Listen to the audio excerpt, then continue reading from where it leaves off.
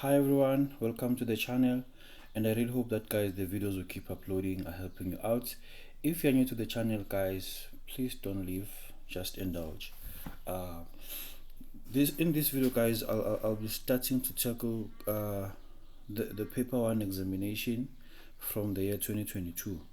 And obviously there will be a full playlist there in the description whereby I'll post all the videos to answer all the questions in the question paper, and each question will have its own video. So just stay tuned guys and wait for more videos. If you are new, please don't forget to subscribe. Okay, question 1. The first question, I'm supposed to solve x, ne? Excuse me. I'm given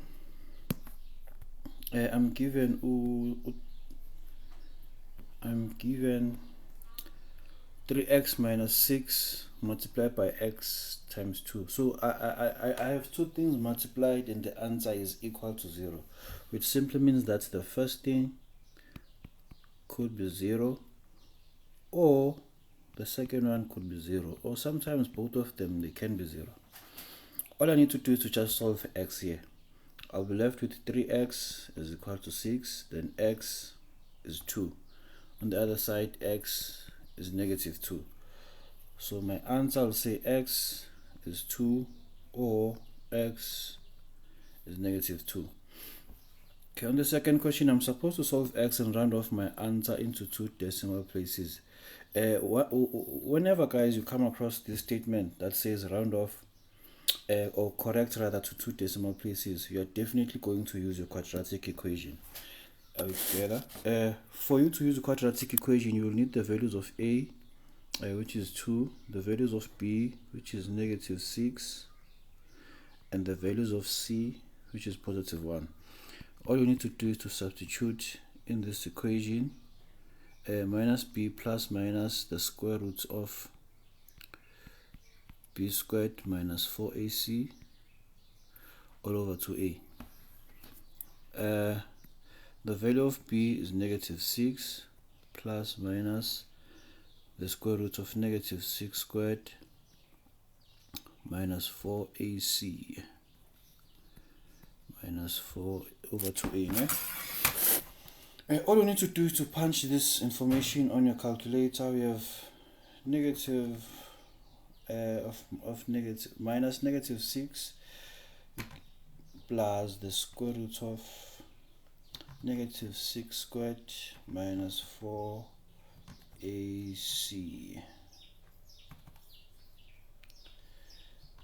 minus 4ac all over 2a.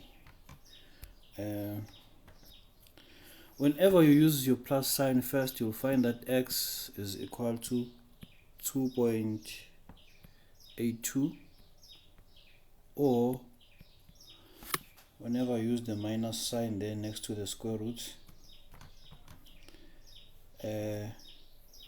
x is equal to 0.18. So these are your solution. X is 2.82 or x is 0.18. These are your solutions now. Okay, 1.1.3 I'm supposed to solve an inequality there. Okay, I'm given the inequality that says x squared minus 90 is greater than x. X squared minus 90 is greater than x. For me to solve the inequality, the first thing I need to do is to make sure that my inequality is in standard form. So I'll have x squared minus x minus 90, that's greater than 0, right? Okay, and then the second thing I need to do is to make sure I factorize. The purpose of factorizing is for me to get critical values. X and x, the factors of 90, that's when I subtract will give me 1, that's 10, and 9. Obviously the bigger sign will take the sign of the middle term, minus and plus over there. And my critical values are x is equal to positive 10, another one is x is equal to negative 9. All I need to do is to place my critical values on the number line, and I must place them in ascending order. Since they are not included, that means I will have open circles, not shaded circles like this. Are you together? Okay, now I need to check the signs of x. If both of them are positive, or rather if both of them have the same sign, that means I will have a positive here. But if both of them have different signs, I would have had a negative there. Okay, so the number in front of x is positive 1, and it's also positive 1 there. So both numbers in front of x have the same sign. So I'll start with the plus, and obviously once I jump the critical value, the sign will change. Since I have a positive here, after jumping the critical value, I'll have a negative and a positive again. Alright, together, I want the values of x that will give me an answer which is greater than 0. Greater than 0 simply means positive.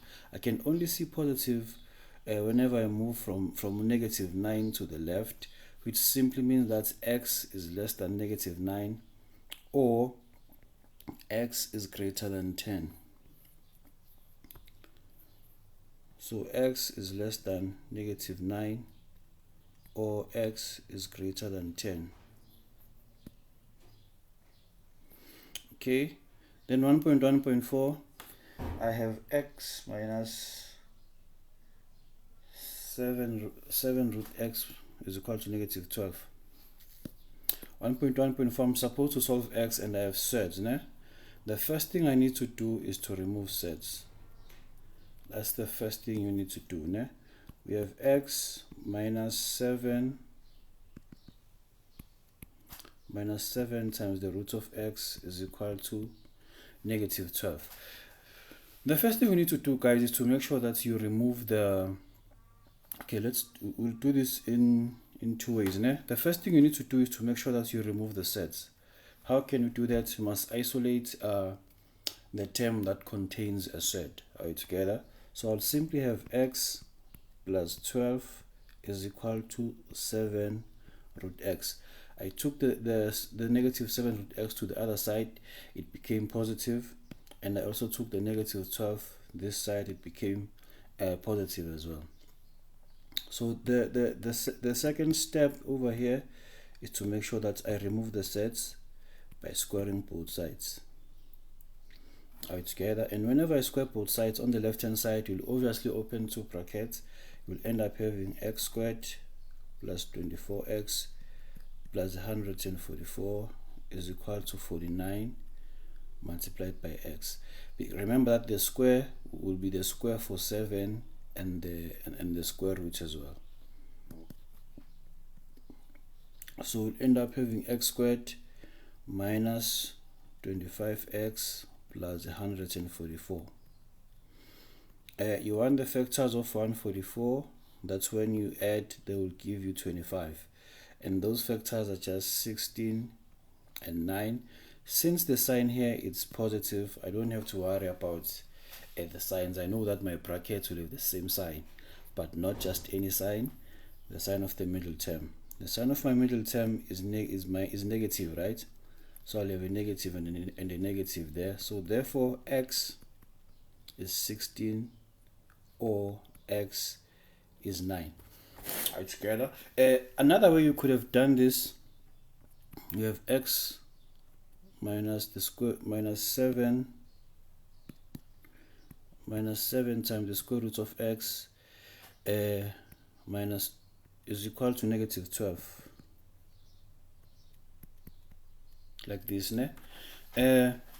X can be written like this, like the square root of x all squared. There's nothing wrong that you are doing here, because whenever you square inside the brackets, it will take you back to x. And then I will have negative 7 multiplied by the square root of x plus 12 is equal to 0.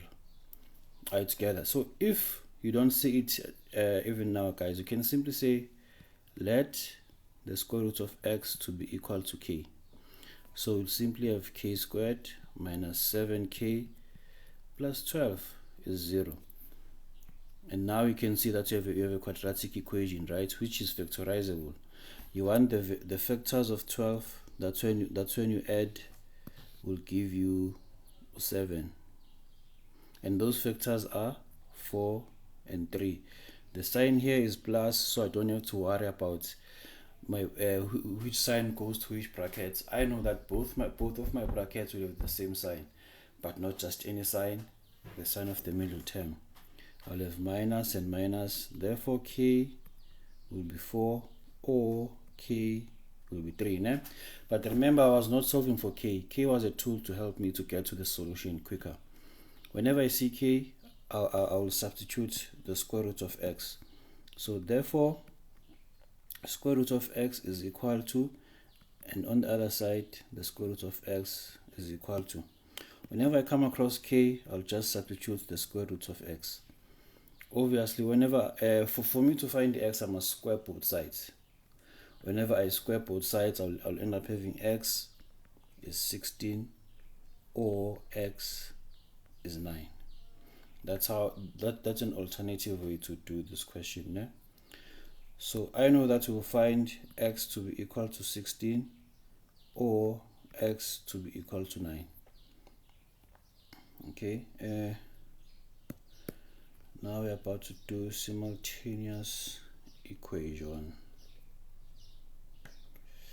I hope you're subscribing, guys, in the meantime. Yes, I hope. I hope, Shem. Okay, it's 2x minus y is equal to 2, and then xy is equal to 4. I have 2x minus y is equal to 2. This is my equation 1. Xy is equal to 4. This is my equation 2, right? For me to solve simultaneously, I must obviously create I must obviously solve for one unknown at a time. How can I do that? I must always isolate one unknown in one equation, and therefore substitute in the other equation to solve for that particular unknown, and then go back and solve for the other unknown. What am I saying? I'm saying that from equation 1, I can simply say y is equal to 2x minus 2, and this will form equation 3. If I take y to the right hand side, it will be positive, and if I take the 2 to the left hand side, it will be negative. That's why I have 2x minus 2 equaling to a positive y. So now I have formed equation 3, and I used equation 1 to form equation 3, right? So I cannot go back and I cannot go back and substitute equation 3 from equation 1. That means I must go and substitute on the other equation. So I'll simply say substitute equation 3 in equation 2. That means whenever I come across y, I need to substitute that. So in equation 2, I have x multiplied by y is equal to 4. Remember that y is equal to 2x minus 2. Are you together? So I'll simply have 2x squared minus 2x is equal to 4. This is 2x squared minus 2x minus 4 is equal to 0. I can divide every term by 2. I'll end up having 2x squared minus x minus 2 is equal to 0. I want the factors of 2 that when I subtract will give me 1. Those factors are simply 2 and 1. Ne? Since the sign here is negative, that means my brackets will have different signs. However, the bigger factor between the two will always take the sign of the middle term. 2 is greater than 1. That means the sign of the middle term will be here, and the other sign will be there. So that means x is equal to 2 or x is equal to negative 1. Are you together? So after finding x, I must go back and find the corresponding y values. So I'll simply say when x is equal to 2, therefore y is equal to 2 multiplied by x minus 2. The value of x is 2, right? So I'll just substitute there. So therefore y will be equal to 2 as well. Then do the same thing for negative 1. When x is equal to negative 1, so therefore y is equal to 2 times negative 1 minus 2, we'll get to negative 4. 2 times negative 1 minus 2 will give us negative 4. All right, together. So I now know that, okay, when x is 2, its corresponding y value is also 2. And when x is negative 1, its corresponding y value is negative 4. So that's how you do a simultaneous equation. When x is 2, y is 2, and when x is negative 1, y is negative 4. That's how you tackle a simultaneous equation, guys. Let me erase to create room for me to write. As I'm erasing, subscribe lapho, like, usukusaba.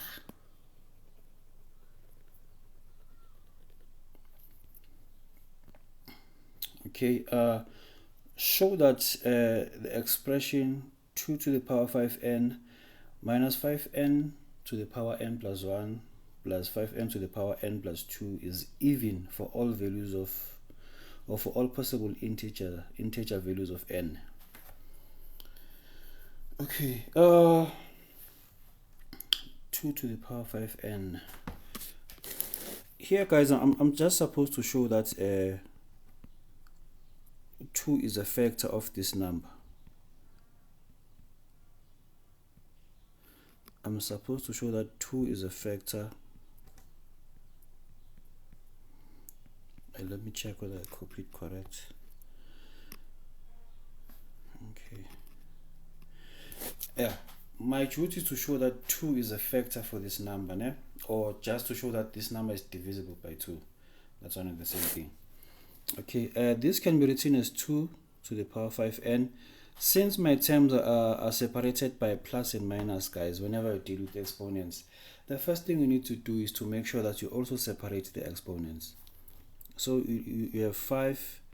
Since the exponents are added, it simply means that they were you were multiplying the bases. You were multiplying numbers that had the same bases together. That's how you end up having exponents adding one another.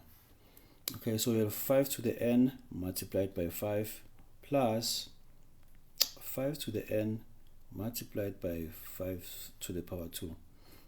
I can take out a common factor here, guys, which is 5 to the n, and you'll be left with 2 minus 5 plus 5 squared. This is basically equal to 2 minus 5 is negative 3. Negative 3 plus 5 plus 25, that's 22. So I have 22 multiplied by 5 to the n. If I take out the 2, or rather 22 can be written as 2 times 11 multiplied by 5 to the n. So this is the same as 2 times 11 and 5 to the n, like this. So now I've shown that 2 is a factor of this number. So yes, this expression, or this number rather, is divisible by 2, because I've proven that 2 is a factor. Okay, then I'm supposed to determine the values of x and y if 3 to the power y plus 1 over 32 is equal to the square root of 36 to the power x. 3 to the power y plus 1 over 32. Let me erase.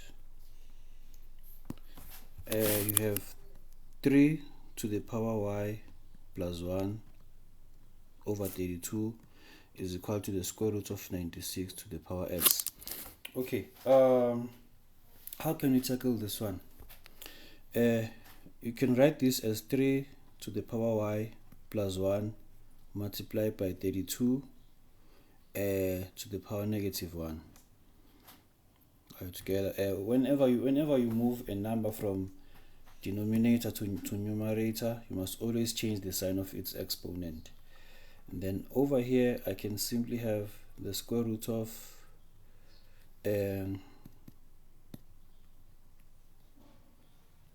32 minus 3 all raised to the power x, right? this is 3 to the power y plus 1 multiplied by 32 to the negative 1.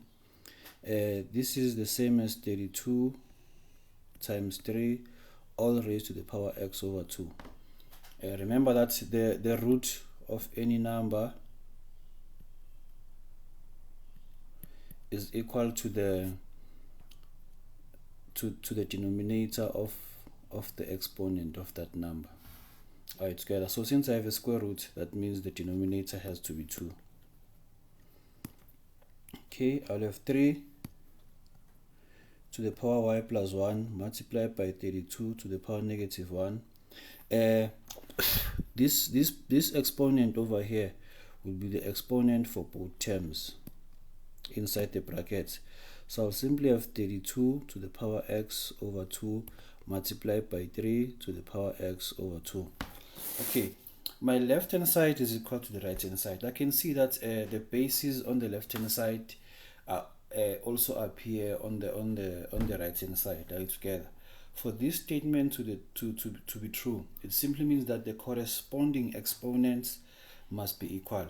Okay, which simply means that for numbers that has a base of 3, they must have equal exponents. That means y plus 1 should be equal to x over 2, and same thing applies for the base of 32.